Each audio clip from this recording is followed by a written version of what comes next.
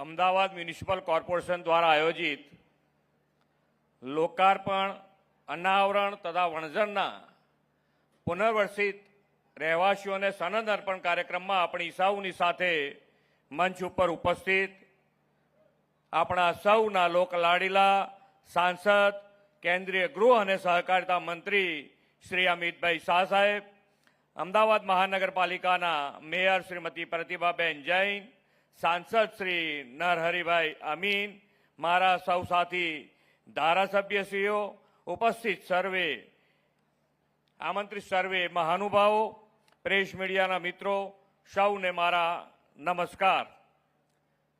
2025નું વર્ષ વિદાય લઈ રહ્યું છે। આ વર્ષ અમદાવાદ માટે વિકાસની હેલીનું અને વિશ્વ કક્ષાએ ગૌરવનું વર્ષ રહ્યું છે। વિશ્વ નેતા અને યશસ્વી વડાપ્રધાન શ્રી નરેન્દ્રભાઈ મોદી અને કેન્દ્રીય ગૃહ અને પ્રથમ સહકારિતા મંત્રી લોકલાડીલા સાંસદ આદરણીય શ્રી અમિતભાઈ શાહના પ્રયાસોની સફળતાથી કોમનવેલ્થ ગેમની યજમાની કરવાનો અવસર અમદાવાદને મળ્યો છે। 2025ના અંતિમ દિવસોમાં પણ આદરણીય શ્રી શાહ સાહેબના હસ્તે વિકાસ કામોની ભેટ મળી રહી છે। આદરણીય અમિતભાઈ શાહ સાહેબે પોતાના સંસદીય મત વિસ્તારને વિકાસમાં અગ્રીમ રાખવાનો નિર્ધાર કર્યો છે। વૈષ્ણવ દેવીથી સનાથલ સાબરમતી નદી સુધી ₹330 કરોડના ખર્ચે તૈયાર થયેલ વેસ્ટર્ન ટ્રંક લાઇનનું તેમના જ હસ્તે આજે લોકાર્પણ થયું છે। વડાપ્રધાન શ્રી મોદી સાહેબ અને મુરબ્બી અમિતભાઈએ સામાન્ય માનવી, ગરીબ, વંચિત, છેવાડાના વ્યક્તિની રોટી, કપડાં, મકાનની પાયાની જરૂરિયાત સરળતાએ સંતોષવાનો સંકલ્પ કર્યો છે। આજે વણઝર ગામના પુનર્વાસિત 239 જેટલા ઘરોને સનદ વિતરણ તેમના જ એ સંકલ્પનું વધુ એક કદમ છે। લોકોના દુઃખને સમજે તે જ સાચો લોકસેવક, એ વાત આદરણીય શ્રી અમિતભાઈ શાહ સાહેબે સાર્થક કરી છે। વણઝર ગામની વર્ષોની સમસ્યા તેમના ધ્યાને આવતા તેમણે રાજ્ય સરકારના વિભાગો સાથે સંકલન કરીને સમસ્યાનું નિવારણ કર્યું છે। આ સનદ વિતરણનો કાર્યક્રમ વડાપ્રધાન શ્રી નરેન્દ્રભાઈ મોદીના નાગરિક દેવો ભવના મંત્રને સાકાર કરતો કાર્યક્રમ છે।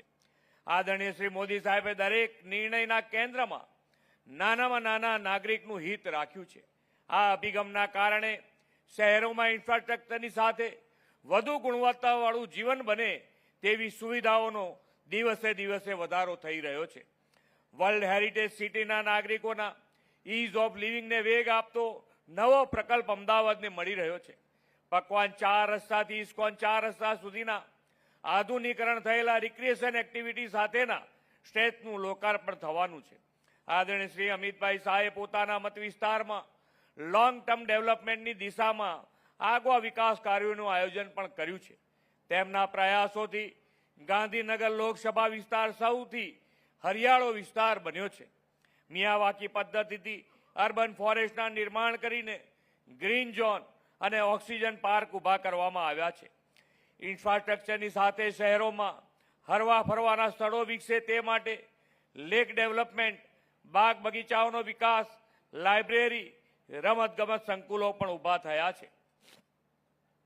શ્રી મોદી સાહેબે વધતા શહેરીકરણને ચેલેન્જ નહીં પરંતુ ઓપોર્ચ્યુનિટી તરીકે સ્વીકારીને અર્બન ડેવલપમેન્ટનો નવો નકશો કંડાર્યો છે।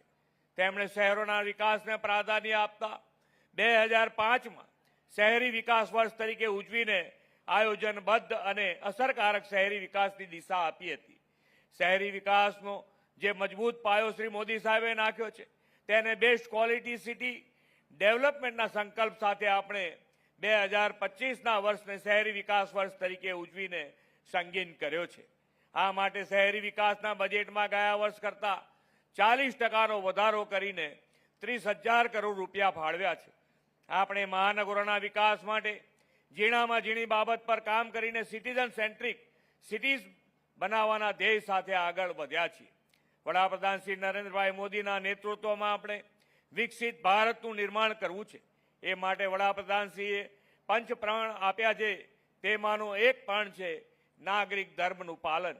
આવનાર વર્ષોમાં અમદાવાદ અનેક આંતરરાષ્ટ્રીય ઇવેન્ટનું કેન્દ્ર બનવાનું છે, ત્યારે આપણે સૌ નાગરિક ધર્મ નિભાવીને શહેરને સ્વચ્છ, રળિયામણું અને હરિયાળું બનાવવાનો સામૂહિક સંકલ્પ લઈએ એ જ અપેક્ષા સાથે વિરમું છું. ભારત માતા કી જય. વંદે માતરમ. જય જય ગરવી ગુજરાત.